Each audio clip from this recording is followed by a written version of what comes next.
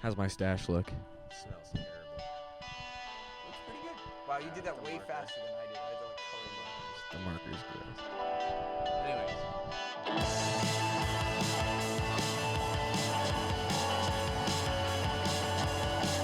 Yo, yo, yo, it's your boy, Clamwater Jones, the fastest gun in the West. I'm here at the Rig Rundown with Magic Finger's very own merch-wearing Sean Moran. Hello. So, Sean, what do you play in the band? I play the drums primarily. That's where my home is. And I play some other instruments when, we feel like having fun and moving around a little bit. So you're implying that you only have fun when you play things that are not the drums. That's true. I am cemented there. You heard it here first, folks. Magic Finger has no fun unless Sean is off the kit. Anyways. So when did you first start playing drums? When is the first time that you hit something and decided that that's what you're going to keep doing? Well, I've hit many things, but the drum kits started in freshman year of high school. I went to the band room after school, and I was like, I'm going to play the piano.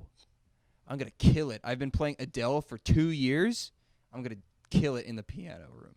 And then I got there, and there was a guy who was way better than me, so I was like, fuck.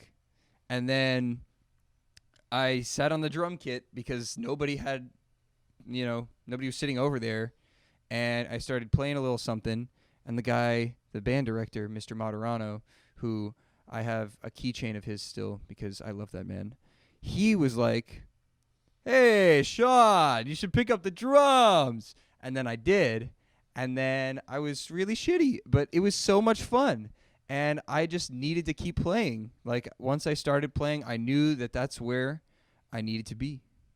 So, yeah, freshman year. That's inspiring. Thank you, Mr. Moderano. I hope you're watching this right now. All right. So you're going to take us through your kit today. Sure. Yeah. Whatever you want. Show us. Let's talk about your kick first. Okay. It is a 22. Wow.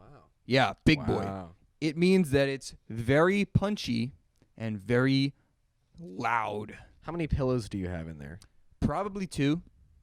It's a good amount. Yeah, 2 is a good number. If I don't have any pillows in there, it gets super bellowy. It's almost like I'm in a marching band, and I'm not in a marching band. So, Keep going. I was going to draw a mustache on my other finger because my arm's getting tired, and then switch. well, this is so unprofessional of you. I'm going to call my manager about this.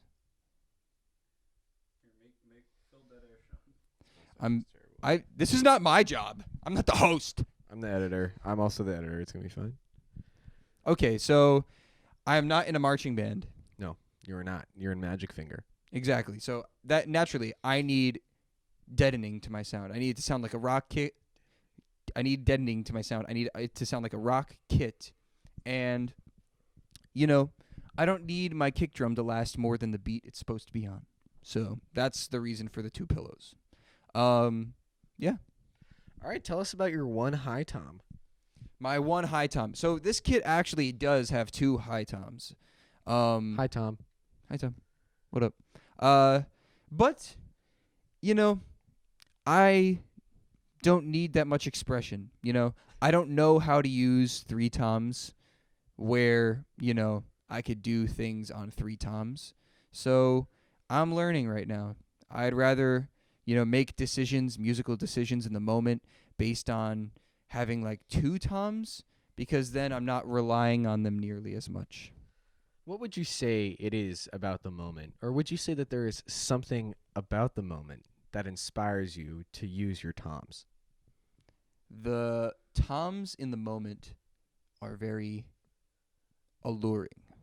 They make you want to use them very much, but you can't because they do the same thing. They do the same thing every time you hit them. They're just like bong, you have to hit them differently. You have to like come at it from a different angle. But, I'm no professor, so I'm still learning. The reason I don't want to use 3 toms is because, I don't want to go snare, high tom, middle tom, low tom every time I do something, and I know that I will if I have 3 toms. So this is more inspiring to me. Sean, so far the least professional interview. Can we get a close-up over here of the kick and the tom? And maybe can we talk about the ride while we're getting these shots? Okay, so the ride was gifted to me from Harley Spring. My ride actually sucks, like really bad. And I got it with like one of the beginner cymbal packs that you get because I bought this kit. It came with crappy cymbals, and then I needed like cymbals that would work. So I bought like a cymbal kit, and for the time they were really good. For recordings they're really good, and I still have it around because it's very like high frequency, very distinct. But that's not what I'm going for right now. I need something more washy, and this ride is exactly what I needed. It washes out really nice. It's really loud and like piercing, but then it can also be very beautiful and deep. So this ride is perfect for me. Wonderful. Now, if we come around the other side, we can get a look at the snare, floor tom, hat, and crash. Yes. Okay, so we're looking at my hats and my crash and stuff. So basically, I had a crap pair of hi-hats when I first bought this kit. And this is the time when I was in the band for the first time, the school band. So I knew I needed to practice my parts. I couldn't because I could only practice them in the band room. So I bought a kit where my dad bought one. I still have the receipt. It's super nice of him, and he's sponsored a lot. But so I had like one hi-hat pair and one crash, and they both suck. And then I get a new pair of hi-hats from the band room because they don't need an extra pair. So this is actually what I'm rocking right now. Kind of sounds like this. Super trashy. But, I just kind of like it. I just kind of like it. They fill a frequency that's nice for me. I still have my other hats from that cymbal pack, and they're also very clear and distinct. But I needed something that had more mid-frequency for a cymbal. So that's that. The snare and the floor tom, I'm still working on. I don't know how to tune drums just yet, but I get a sound that's inspiring to me, and then I just keep that. So the snare, this is what it sounds like. And let me turn it on with this thing. And then the floor tom, oh my god, this is horrendous and embarrassing, but this is what it sounds like. Actually, you know what? Not as horrendous and embarrassing as I thought. But yeah, so I just kind of keep sounds on me that I need in my arsenal whenever I need, and then when I want to, bring it out, that's what I do. Not very, intentional. That was a wonderful walkthrough. So now let's get a little playing demo, Sean Moran, if you don't mind, of your kit. Just walk us through some fills and some sounds. We can mic up your kit a little. Sure. And get going. I'd be happy to do that. So I'm gonna demonstrate just a little thing from Water Sounds with Cars. I'm not drum soloing. So yeah, this is Water Sounds with Cars intro. Kind of goes like this.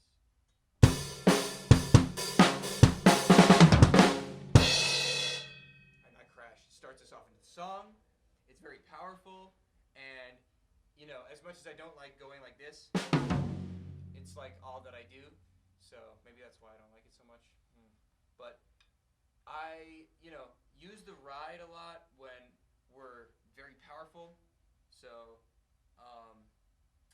maybe like just the instrumental of Water Sounds kind of goes like this.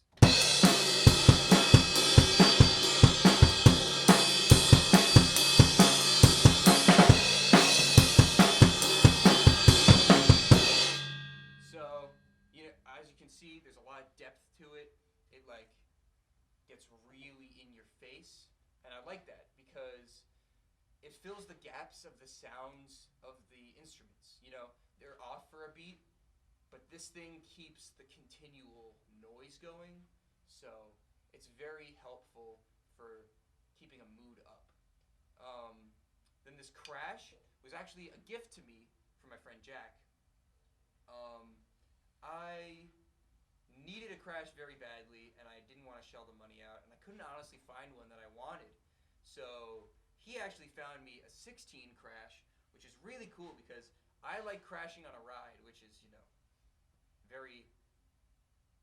Sometimes people don't like that. But I like this sound because it's a total difference between the two. Like, you hit this one, it goes like this. And you hit this one, it goes like this.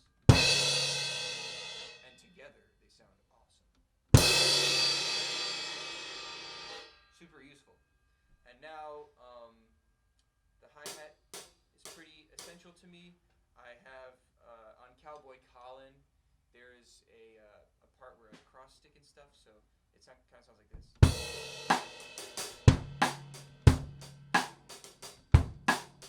Total ripoff of Radiohead, but it's okay.